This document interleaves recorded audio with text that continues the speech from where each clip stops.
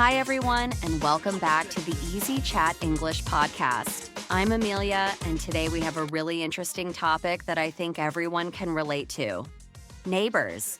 Whether we live in a big city, a small village, or somewhere in between, most of us have neighbors. Right, Ethan? Absolutely.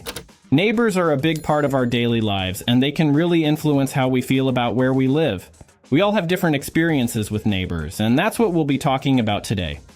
Some neighbors are great, and some, well, let's just say they can be a bit challenging, right? Oh, for sure. And I've definitely had my fair share of both. In today's episode, we're going to share some stories about the different types of neighbors we've had, some funny moments, and a few challenges we've faced. Plus, we'll give you tips on how to get along with your neighbors, because it's always a good idea to be on good terms with the people who live next to you. Exactly.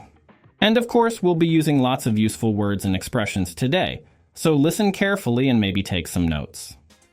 By the end of this episode, you'll not only have learned more about neighbors, but you'll also pick up some great vocabulary that you can use in your own conversations.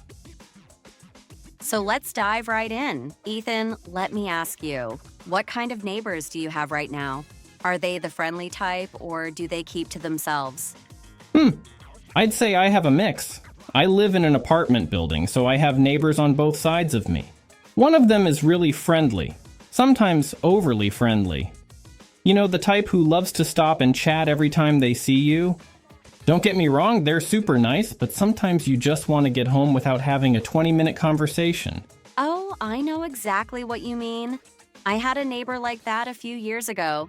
Every time I'd go out to take the trash, they'd pop out of their house just to strike up a conversation. I couldn't even run a quick errand without getting caught up in small talk. Right? And then on the other side, I have a neighbor who's reclusive. They hardly ever leave their apartment. I've only seen them a couple of times, and they seem pretty quiet and reserved. I kind of appreciate the peace and quiet, though.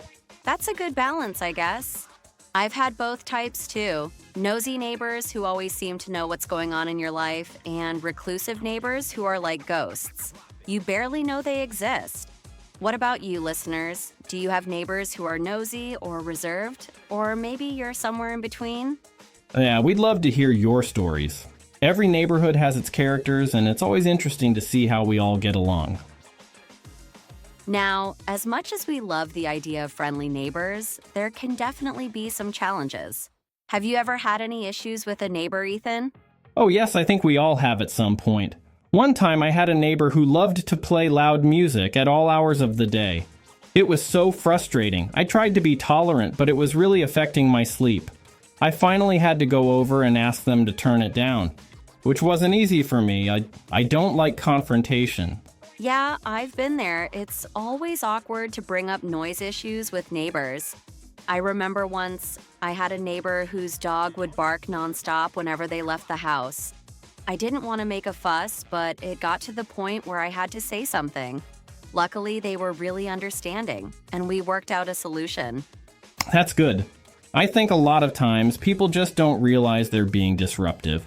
It's always a good idea to try and mediate the situation before it becomes a big issue. Have you ever had a neighbor that wasn't so easy to deal with?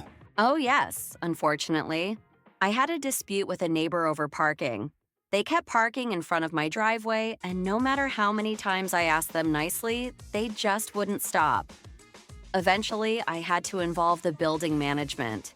It wasn't ideal, but it worked out in the end. Parking disputes are so common. It's all about setting boundaries and being clear about what's acceptable. Sometimes a little compromise goes a long way. Exactly. And sometimes you just have to be tolerant and patient because everyone has their quirks. But if it really gets out of hand, don't be afraid to speak up and resolve the issue. Let's move on to the more positive side of things, building good relationships with your neighbors. Have you ever had a neighbor that you really got along with? Definitely. In fact, one of my best friends used to be my neighbor. We didn't know each other before, but we started chatting, and soon we were having barbecues together every weekend. It was great. I think the key to building a good relationship with your neighbors is showing a little mutual respect and being willing to lend a hand when needed. That's so true. Even a small neighborly gesture like offering to watch someone's house when they're away can make a big difference. I've always believed that being part of a close-knit community starts with getting to know the people around you. Exactly. And when you lend a hand or show a little kindness, it's amazing how much that can improve your relationship with your neighbors. It really does create a sense of community spirit. Agreed. So listeners, here's our advice. Next time you see your neighbor, why not break the ice? Even if it's just a quick hello, it's a good way to start building that connection. Now it's time for a little fun. Let's talk about some of the more unusual or quirky neighbors we've had. I have a funny one. There was this one neighbor who used to sing opera at the top of their lungs. Every morning, I'd wake up to the sound of this booming voice coming through the walls. It was different, to say the least. Wow, that's hilarious. I had a neighbor who would vacuum their house at 2 a.m. I never understood why, but I guess that's when they felt most productive. It became kind of a joke between us after a while. It's amazing the things we get used to, isn't it? Sometimes these quirks just become part of the neighborhood's character. Exactly. Do you have any funny or strange neighbor stories, listeners? We'd love to hear them. It's always fun to share those out-of-the-ordinary experiences.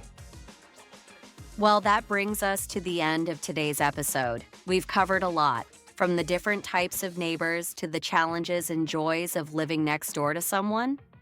At the end of the day, neighbors can make a big impact on our lives, whether it's positive or negative. That's right. It's all about coexisting and finding ways to live peacefully with the people around us. And remember, a little kindness and mutual respect can go a long way. We hope today's episode has given you some useful tips and new vocabulary to use in your own conversations. Don't forget to reach out to your neighbors and make those connections. It might just make your neighborhood a better place to live. Absolutely. Thanks so much for joining us today, and we'll see you in the next episode of the Easy Chat English podcast. Have a great day, everyone. Bye!